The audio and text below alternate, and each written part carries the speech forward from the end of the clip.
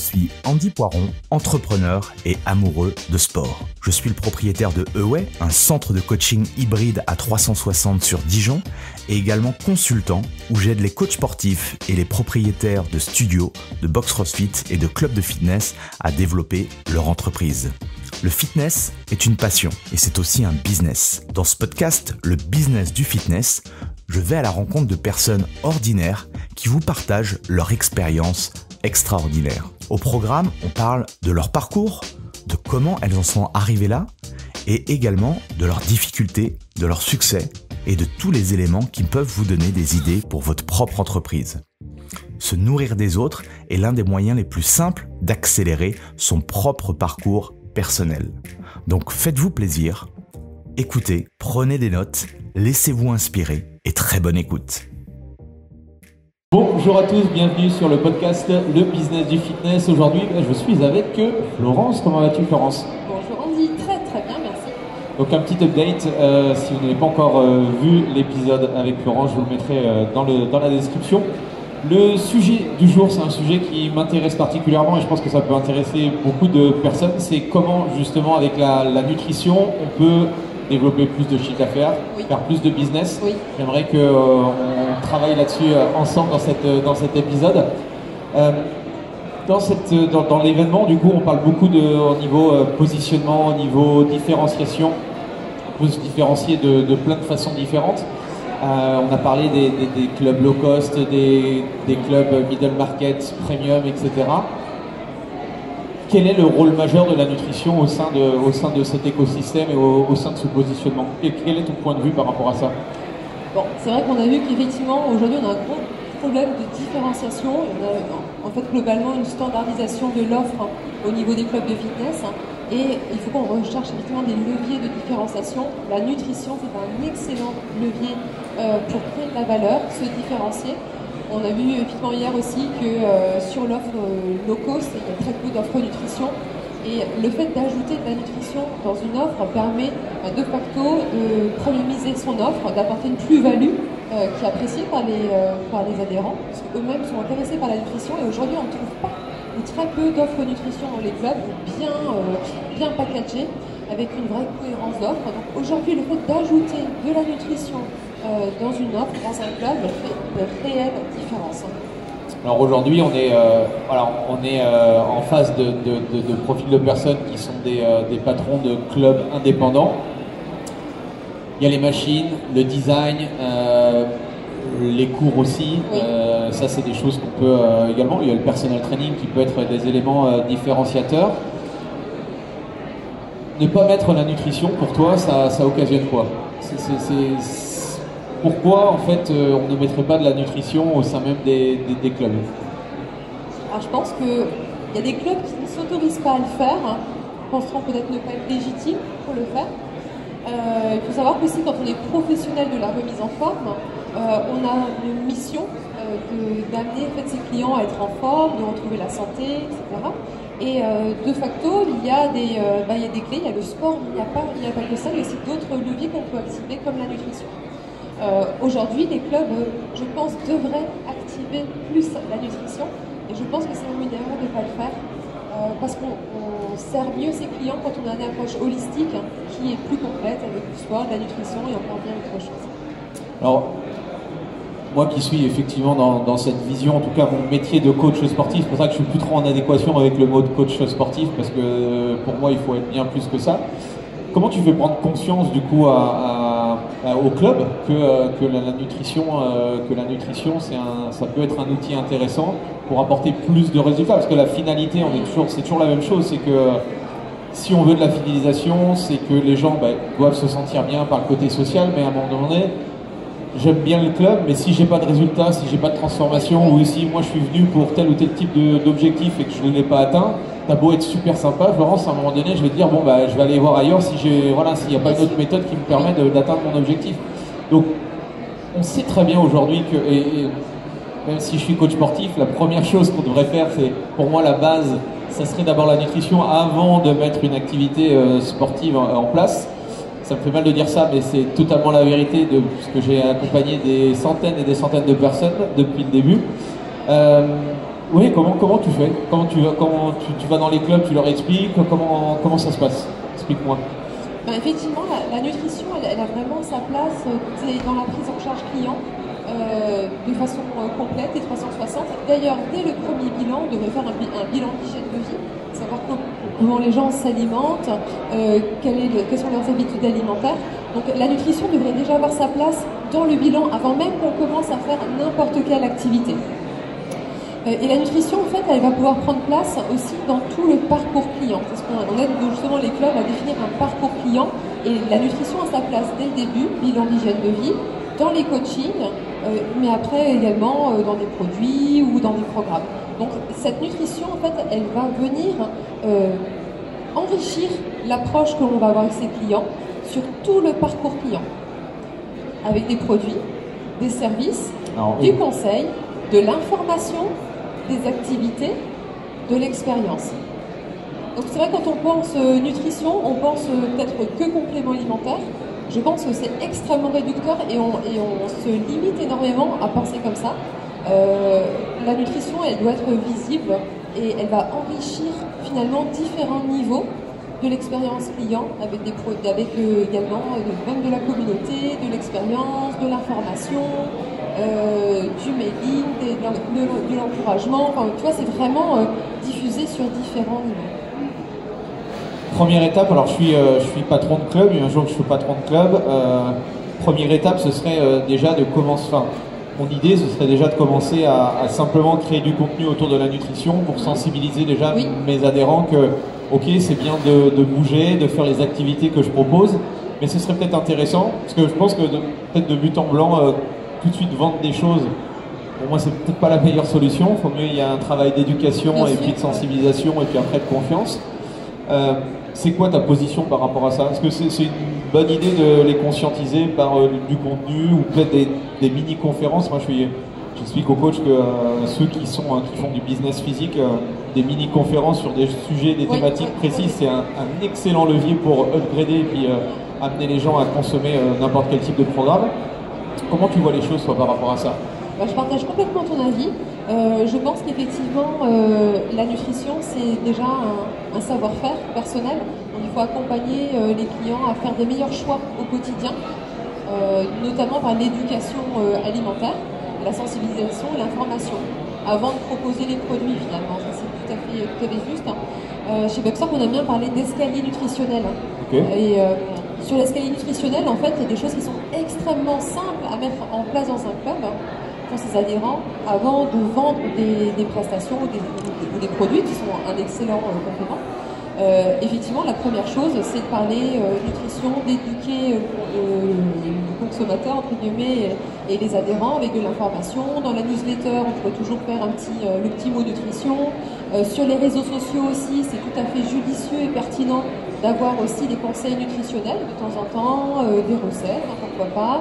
On peut également avoir, par exemple, on en parlait hier lors d'un pack adhésion dès la première, avant même que le client soit rentré dans le club et fait sa première séance, il peut recevoir par exemple un guide nutrition qui va l'éduquer sur justement l'équilibre alimentaire ou des conseils nutritionnels par rapport à son objectif qui ont été identifiés, prise de masse, sèche, endurance. Donc un guide nutritionnel, c'est une très bonne idée aussi de pouvoir le diffuser aux adhérents. Ensuite, on a le niveau conseil nutritionnel durant les coachings en one-to-one. Je suis dans un programme de perte de poids, par exemple, et ben on va faire le point sur le programme sportif. On peut faire le point également sur les habitudes alimentaires, notamment avec un semainier. Autant faire un programme alimentaire pour les coachs, ça peut être borderline. Autant demander à son client qu'il remplisse d'une semaine à l'autre ou d'une séance à l'autre son semainier et voir avec lui comment il s'alimentait et réfléchir ensemble et lui faire réfléchir sur comment on peut optimiser. C'est des outils qu'on peut mettre en place dans le cadre d'un coaching. Et puis aussi, il y a des offres très simples que l'on peut mettre en place, par exemple du snacking sain. C'est vrai que quand on arrive après une journée de travail, on arrive à la salle un peu en hypo et puis finalement on va trouver des super BCA et puis des produits très complexes, mais on ne va pas forcément trouver des fois une bouteille d'eau ou des pommes ou un snacking sain. Donc il y a des choses qu'on peut mettre en place très facilement, notamment le snacking sain. On peut mettre en place aussi une offre de restauration. Et là, c'est pas forcément compliqué non plus. C'est pas forcément embaucher un chef, etc. On peut avoir des partenariats, par exemple, avec des restaurateurs de la zone de chalandise qui viennent livrer des pokéballs ou des repas healthy sur la pause déjeuner. On peut également avoir des partenariats avec des diététiciens de la zone de chalandise pour avoir cette expertise nutrition externalisée pour le coup. Et puis on peut également avoir, on monte en technicité, tu vois, avoir aussi tout ce qui va être support technologique avec l'impédance-métrie, qui est un excellent outil pour justement prescrire de la nutrition dans le club avec du coaching, avec des produits. En tout cas, l'impédance-métrie va permettre justement de faire le bilan avec son client de l'atteinte de ses objectifs sportifs, de son évolution corporelle et de lui proposer des solutions adaptées. Donc l'impédance-métrie, c'est un bon prescripteur. Et puis également les compléments alimentaires, mais qui pour moi restent des produits assez techniques et qui viennent par définition en complément d'une alimentation qui doit être optimisée. Alors que généralement on fait le contraire. Les gens préfèrent, de toute façon les gens préfèrent prendre une pilule que se bouger ou mettre en place des choses sur le long terme. Donc oui, le fait d'avoir de changer la façon de consommer justement ces produits-là, je pense que voilà, ça nécessite de l'éducation, mais c'est tellement puissant. Et ça vient vraiment optimiser beaucoup de choses qui auraient dû être mises en place au préalable en fait. Donc parce que là, tu nous as partagé beaucoup de pépites intéressantes et je vais faire un peu des liens avec les autres partenaires que j'ai eus. Avec Stéphane, pour ceux qui n'ont pas écouté l'épisode, vous allez voir Stéphane de ma salle de sport Club Connect, où on parlait des funnels. Moi j'ai adoré l'outil ce qu'on appelle en anglais des landing pages, des pages de capture avec tu offres un cadeau contre un échange de coordonnées. Tu nous as parlé effectivement des petits livrets. Est-ce que tu as vu d'autres ou est-ce que tu imagines d'autres petits cadeaux comme ça que tu pourrais qu'on pourrait mettre en place dans nos structures pour amener les gens pour avoir des leads en fait? Oui, bien sûr. Aujourd'hui, sur les réseaux sociaux, les sondages et les questionnaires fonctionnent assez bien, sur lesquels en fait vous allez tester par exemple définir votre métabolisme ou votre profil ou votre profil alimentaire ou voilà, donc en adaptant cette logique par rapport au club, combien de calories devez-vous perdre par jour, un truc un peu aguicheur quel serait le meilleur sport pour perdre du poids ou en fonction de votre métabolisme, donc des choses qui peuvent sembler un peu techniques. Les gens adorent avoir des informations plus précises pour mieux se connaître, donc le club pourra aller par exemple avec ce genre de sondage ou de quiz aussi proposer de la valeur. Et puis après aussi, on est dans un monde très digital, mais revenir aussi sur des événementiels. Tu parlais de conférences au sein du club, de nutrition. Le club peut être aussi un lieu d'éducation. Et je pense que le fait de faire des événements sur ces thématiques, des ateliers aussi, permettent d'attirer des gens qui ont envie d'en savoir plus et de venir directement dans le club plutôt que de donner juste ses coordonnées, d'amener les gens à venir aussi dans le club pour s'éduquer et en savoir plus sur ces sujets qui sont intéressants.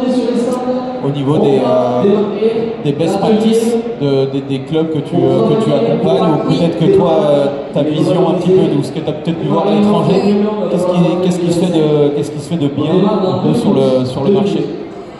La clé, c'est de bien définir les objectifs du client lors de son rendez-vous découverte et d'intégrer, si on parle de nutrition, d'intégrer la nutrition dès le début en fait, avec du conseil nutritionnel orienté, de présenter tout de suite les solutions nutrition du club à ce moment-là, parce qu'on a un moment crucial où la personne elle est encore au summum de sa problématique, elle n'a pas encore commencé son parcours de solution, et donc là c'est bien de lui présenter toutes les solutions nutrition du club et de leur donner de la cohérence.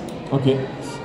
Est-ce que ça pourrait être intéressant Florence, tu t'es inscrit dans ma structure et en fait je te débloque un accès, j'ai fait une formation online, tu as ton espacement et puis tu peux visionner entre guillemets les fondamentaux de la nutrition, qui permettent d'éduquer sur qu'est-ce qu'un glucide, ça pourrait être éventuellement ça peut être aussi, moi ce que j'ai vu, ça peut être des sortes de coaching de groupe où par exemple toutes les personnes qui se sont inscrites en septembre, en octobre elles démarrent, enfin il y a plein de façons de... Des challenges aussi, par thématique. Des challenges par thématique, justement aussi un peu ces ateliers small group qu'on pourrait faire aussi par exemple sur la perte de poids, de se retrouver, ou par exemple sur l'endurance, de se retrouver sur un atelier small group pour faire sa boisson d'endurance. Ouais, si tu réfléchis bien, il y a tellement d'axes que tu peux aborder. Et on n'a pas parlé des entreprises, on n'a pas parlé de tout ça. On parle beaucoup de club premium. Tout le monde veut être premium parce qu'ils se sont aperçus qu'on pouvait augmenter nos pricing. Est-ce qu'un club premium devrait avoir de la nutrition? Pour moi, c'est indispensable. La nutrition fait partie donc, de cette approche personnalisée 360 qui va optimiser les résultats. Qu'est-ce qu'attend un client quand il paye une offre premium? C'est qu'il veut s'assurer qu'il ait des résultats et une expérience enrichie. La nutrition, par définition, va enrichir l'expérience et les résultats du client. On sait que plus de 50% des résultats par rapport à un objectif sportif sont atteints grâce à la nutrition et c'est encore plus élevé, voire 70% dans les objectifs de perte de poids, de sèche ou de prise de masse. Donc le fait d'intégrer la nutrition permet d'augmenter la satisfaction client, l'expérience client, l'atteinte des résultats, donc la fidélisation de la clientèle et également le chiffre d'affaires et la marge qui contribuent à la premiumisation. Ok, excellent. Et après, sur l'accompagnement, tu disais que c'est sûr que dans les premières semaines, il faut accompagner les gens. Est-ce que si les personnes ne sont pas intéressées dans un premier temps par la nutrition, parce que souvent quand on démarre, si la personne elle démarre plusieurs choses en même temps, elle risque du coup de ne pas réussir, de trouver ça trop difficile. Comment on peut faire du coup pour garder ce côté nutrition, ou peut-être commencer par la nutrition et après aborder la partie sport? Comment toi, c'est quoi ta vision des choses par rapport à ça? Je dirais que ça dépend aussi de la sensibilité des coachs et de leur formation et comment ils sont à l'aise par rapport à la nutrition.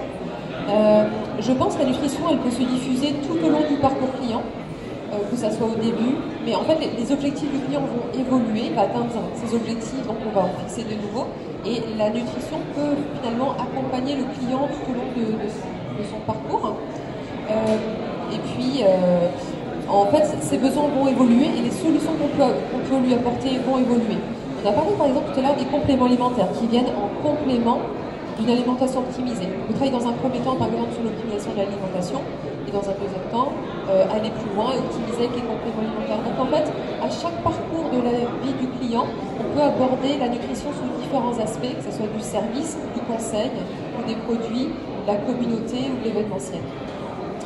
Et donc imaginons qu'aujourd'hui, voilà, lundi, je décide de mettre en place de la nutrition. Tous mes clients aujourd'hui, du coup, je n'ai pas communiqué spécifiquement là-dessus. Est-ce que tu as des petits tips justement à nous partager sur comment je peux faire sur pas mes anciens clients, mais mes clients actuels pour les sensibiliser à... Je pense que les mêmes stratégies qu'on a parlé juste avant peuvent être mises en place, quoi. Oui, bien sûr.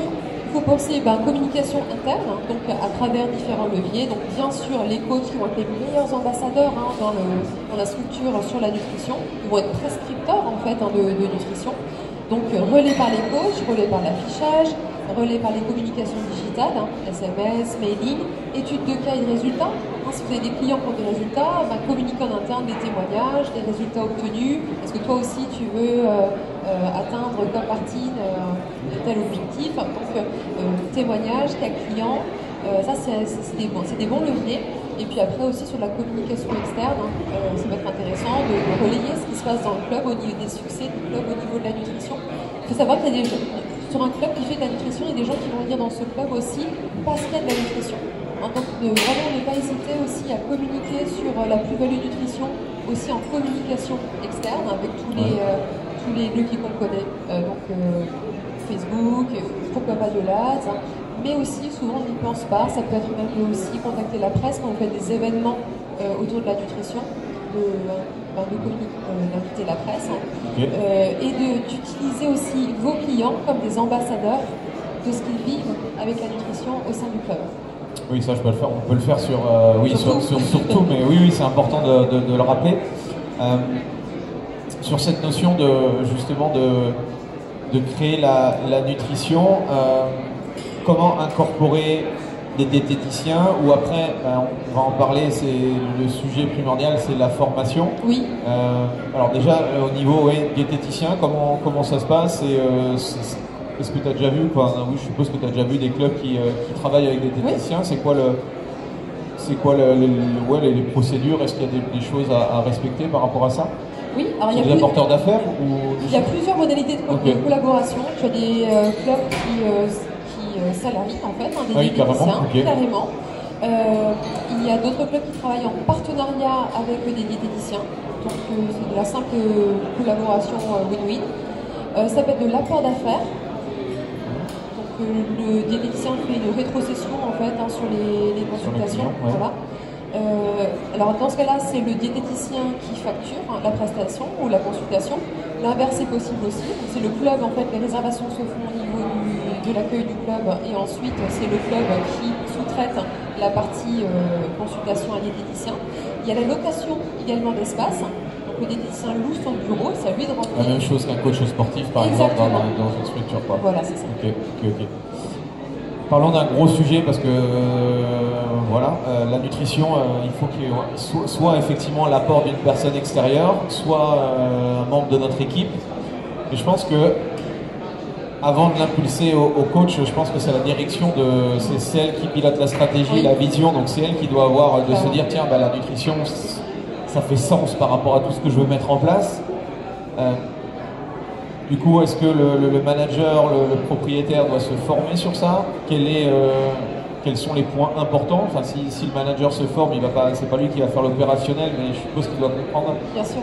Tu m'avais parlé en off que justement tu accompagnais ce type de profil-là.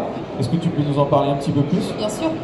Nous, historiquement, on avait commencé à former les coachs en nutrition. Et on s'est rendu compte au bout d'un moment que sur des clubs, en fait, la nutrition ne décollait pas alors que les coachs avaient une bonne formation. Et on s'est rendu compte qu'en fait, à la base, ce sont les managers aussi qui doivent impulser une dynamique nutrition. Sinon, il n'y a pas de direction nutrition. Et à partir de là, on est parti du constat qu'il fallait qu'en fait, les managers formalisent une vraie stratégie autour de la nutrition. Pourquoi je fais de la nutrition? Où est-ce que je veux aller avec la nutrition? Quels sont les résultats que j'attends et qu'est-ce que je veux mettre en place? Et pour ça, c'est vrai qu'on accompagne les managers de club sur un programme qui permet justement de définir finalement quelle va être l'offre qu'on va mettre en place. Donc je répète, ça peut être du conseil, des services, des produits, de l'événementiel, de la communauté. Mais finalement, ce choix d'offre nutritionnelle, il doit se faire en cohérence avec le positionnement du club. Et ça, c'est bien le manager qui maîtrise le positionnement du club et sa vision. Pour que ça soit adapté au positionnement du club, en fait, on fait un audit de la clientèle, voir quels sont leurs objectifs sportifs et donc leurs besoins nutritionnels. On fait également un audit de la concurrence, de la zone de chalandise. Qu'est-ce que fait la concurrence en termes de nutrition? Est-ce qu'il y a du coaching nutrition? Est-ce qu'ils vendent des produits? Donc, au vu de ce qui se fait, on va pouvoir aussi se différencier. Et puis, un audit interne. Qu'est-ce qu'on peut faire en nutrition? Est-ce qu'on a la place de faire de la nutrition? Est-ce qu'on a la place de mettre un corner nutrition? Est-ce qu'on a la place d'avoir un distributeur? Est-ce qu'on a la place d'avoir un bureau pour faire des consultations? Voilà, donc on évalue aussi cette dimension interne. Et au vu de cet audit, on va aider le gérant en fait, de club à définir sa propre offre basée sur son positionnement et sa vision. Donc ça part de là, la vision soit du chef d'entreprise, soit du manager. Et à partir de là, après, forcément, il le dispatche à son équipe. Est-ce que tu crois que les coachs aujourd'hui, ce sont de bons ambassadeurs pour parler de nutrition et pour développer le business en nutrition? En sachant qu'on l'a dit tout à l'heure, c'est borderline sur certains sujets. Les diététiciens nous attaquent ou attaquent plusieurs corps de métier qui commencent à parler de nutrition. Est-ce que si je parle de fruits et légumes, je peux aller en prison? Enfin, moi je vois beaucoup de coachs, ne pas oser parler de nutrition alors qu'ils s'empêchent d'avoir des résultats avec les gens. Donc en fait c'est ça, c'est toujours un petit peu de se dire ok, où est-ce que je dépasse un peu les bornes? Alors oui, il y a les fameux plans alimentaires. Il y a tout simplement, moi je leur dis aux coachs, s'il y a de la pathologie ou si on n'est pas dans la santé, s'il y a une maladie de Crohn, un cancer et tout, il y a des professionnels pour ça. Donc, qu'est-ce que tu peux nous dire par rapport à ça? Alors, pour répondre à ta question, oui, je pense qu'effectivement, le coach est vraiment légitime pour apporter une approche nutrition à ses clients. Il est bien professionnel de la remise en forme, hein, et à ce titre, il peut avoir un dispositif, des conseils de sport, mais de nutrition et encore bien d'autres. Il a besoin d'être formé, d'avoir aussi les compétences pour bien le faire. On n'ose pas parce que finalement on ne sait pas forcément qu'est-ce qu'on peut dire ou pas, donc le fait d'avoir aussi d'étoffer ses compétences et ses connaissances permettra d'apporter une meilleure qualité de conseils. Il faut connaître son cadre d'intervention, les prérogatives d'emploi, savoir ce qu'on peut faire et ce qu'on ne peut pas faire. Un coach peut tout à fait donner des conseils alimentaires de bon sens à ses clients. Bah, surtout que tu peux acheter plein de bouquins où aujourd'hui tu vas dans, voilà, je veux dire, tu parles tous, enfin. Tout à fait, donc il contribue à l'éducation nutritionnelle, ça va dans le bon sens, ça contribue à la santé des gens, c'est ce qu'on veut, donc c'est tout à fait possible. La ligne rouge, effectivement, comme je l'ai souligné, c'est lorsqu'on s'adresse à quelqu'un qui a une pathologie notamment qui est liée à l'alimentation, et ben, on réadresse à des professionnels qui sont formés dans cela, et puis pas de programme alimentaire où j'écris sur une feuille pour Madame Martin, X grammes de ça pour le matin. Voilà, ça c'est aussi c'est le métier de diététicien. Mais donner des conseils alimentaires pour une prise de masse, de sèche, pour perdre du poids, des conseils de bon sens, c'est tout à fait possible. En sachant que moi, ma vision aujourd'hui, c'est plus tout ce qui est coaching d'habitude, et du coup, ben, ça fait sens au niveau nutritionnel d'amener les gens justement progressivement à changer, à regarder un petit peu ce qu'ils ont dans leur placard. Il y a plein de trucs qu'on peut faire assez simplement, sans forcément être avoir un doctorat en physiologie ou en biologie moléculaire et tout. Il y a déjà tout un travail, je pense, à faire là-dessus. Et après aussi, souvent les gens connaissent aussi des bases en nutrition, ils ont besoin qu'on leur rappelle. Hein. Donc c'est pas forcément des choses compliquées que de dire le coach, c'est simplement rappeler des conseils de bon sens, c'est déjà utile de le faire. Et après, comment aller plus loin que ces conseils? Est-ce qu'il y a d'autres... Pour toi, une personne, prenons une personne qui démarre Day One dans le club, la planification sur la nutrition, est-ce que c'est un accompagnement sur 6 mois, sur 1 an? Tu vas me dire ça dépend de beaucoup de facteurs. Est-ce que tu as des ordres de grandeur à nous donner par rapport à ça? Alors je dirais que ça dépend de l'objectif. Hein. Si on est par exemple sur une perte de poids, ça va dépendre aussi de la perte de poids souhaitée. Mais en général sur la perte de poids, on sera sur un accompagnement de plus longue durée, parce qu'il y a une rééducation aussi à faire, des bonnes habitudes à prendre qui doivent s'ancrer dans la durée, plutôt peut-être que sur un objectif de prise de masse où j'ai besoin de choses techniques, j'ai besoin qu'on me dise ce qu'il faut faire, mais sur la perte de poids, c'est peut-être plus éducationnel et mindset presque sur cet accompagnement qui est donc du coup plus long terme. Et je dirais que la nutrition, elle fait partie finalement d'un programme holistique de prendre soin de soi. Et donc il n'y a même pas de raison que ça s'arrête, entre guillemets. C'est un point nutrition qu'on peut faire quand on fait son point coaching. Ouais, okay. On a une partie sport, une partie, vitalité, fatigue, une partie nutrition. À chaque fois, je pense qu'on peut à chaque fois aller un peu plus loin, optimiser ce problème. C'est tellement riche la nutrition qu'en fonction de ses objectifs, son niveau, après on va aller optimiser et puis on va pouvoir travailler de plus en plus finement sur certaines choses. Au début, on va parler peut-être perte de poids, on va parler rééquilibrage, puis progressivement, on va reparler peut-être microbiote, vitalité, équilibre acido-basique. On va aller sur des choses qui sont de plus en plus fines. Est-ce que tu as des clubs francophones ou autres qui t'inspirent par rapport à ce qu'ils ont pu mettre en place sur la nutrition? Est-ce que tu as vu des choses vraiment intéressantes? Oui, je prendrais l'exemple d'un client qu'on a accompagné l'année dernière qui s'appelle Studio Fitness Coaching. Okay. Et en fait, pour montrer que c'est à la portée de tous, c'est entre guillemets un petit club indépendant, mais qui fait des choses extraordinaires en nutrition. Okay. Voilà, donc du coup, là, on a standardisé, on a mis des protocoles nutrition pour que tous les coachs, pour chaque cas, donc pour chaque objectif, et une guidelines, qu'est-ce qu'on fait en cas pour une prise de masse ou une perte de poids, et tous les coachs ont les mêmes bonnes pratiques. Donc il y a un côté d'excellence. Vous avez standardisé le process sur chaque, les 3 gros objectifs de nos membres. C'est ça. Il a intégré la nutrition dans ses communications, dans ses newsletters régulières. Après le premier coaching Bill, hygiène de vie, définition des objectifs, dans son CRM, il a mis des objectifs plus précis, ce qui permet de générer des emailing, une suite d'emailing, tu parlais d'automatisation de tunnel de vente, des emailing spécifiques par rapport à son objectif. Okay. De l'événementiel en nutrition. Il a développé sa boutique également de nutrition sportive. Il a fait de l'événementiel sur lequel on est privilégié d'inviter la presse. Et puis tu as parlé de cette formation aussi qu'on peut activer pour ses clients, une formation e-learning par exemple. Voilà, il voulait le faire aussi. Pour montrer que même un petit club indépendant peut déployer la nutrition de façon assez innovante, 360, complète et inspirante. Je pense à ça, mais je me souviens d'avoir eu du coup un reportage, je crois que c'était sur la 6, mais c'était, je sais plus si c'était Comme J'aime ou un truc comme ça sur les... Et ils étaient très très bons d'un point de vue business et marketing. Mais est-ce qu'il y a des structures qui peuvent être intéressantes pour nous? Tu vois, toujours regarder, tiens, qu'est-ce qui se fait ailleurs et puis comment je peux l'adapter dans mon secteur d'activité. Tu as des idées de structures un peu comme ça, comme J'aime ou les...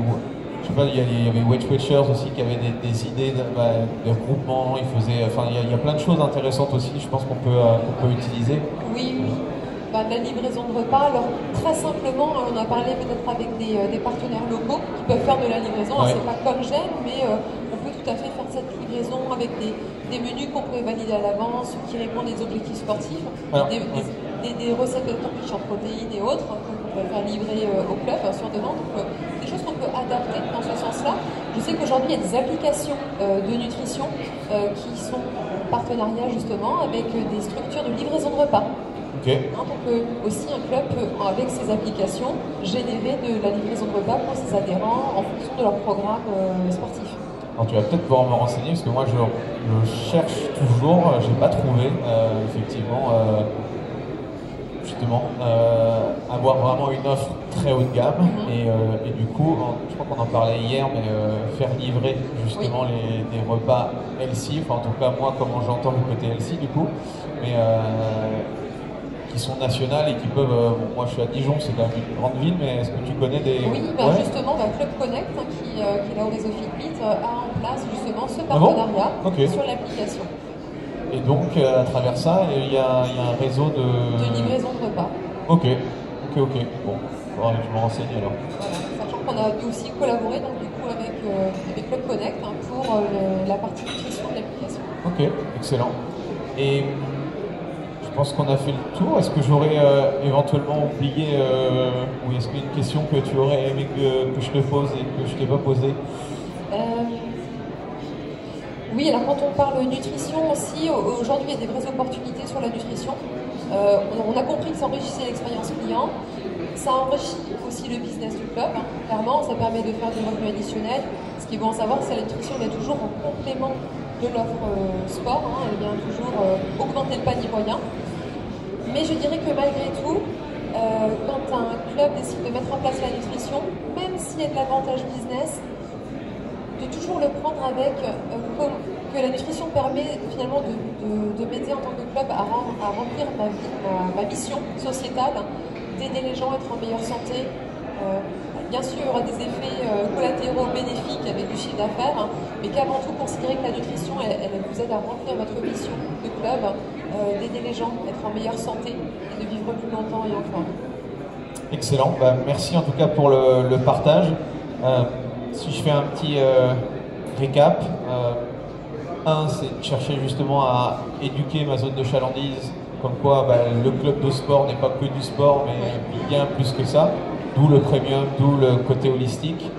Du coup, ça nécessite de créer du contenu et d'offrir des choses de valeur que les gens vont pouvoir se dire « Ah tiens, dans ce club-là, ça a l'air intéressant parce qu'il parle d'autre chose que du sport. » Et puis à partir de là, une fois que j'ai mis ça en place, je peux commencer à partager des choses aussi assez...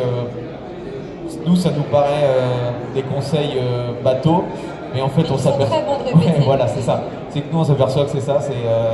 C'est pas du tout acquis chez la plupart des gens. Donc, commencez à mettre ça en place. Et puis, progressivement, quand vous commencez à voir le manager a vraiment compris que les coachs sont de plus en plus formés, on peut toute l'ossature que tu nous as expliqué, éventuellement des programmes en ligne, des choses physiques, de l'accompagnement, des produits aussi, faire des produits, des compléments.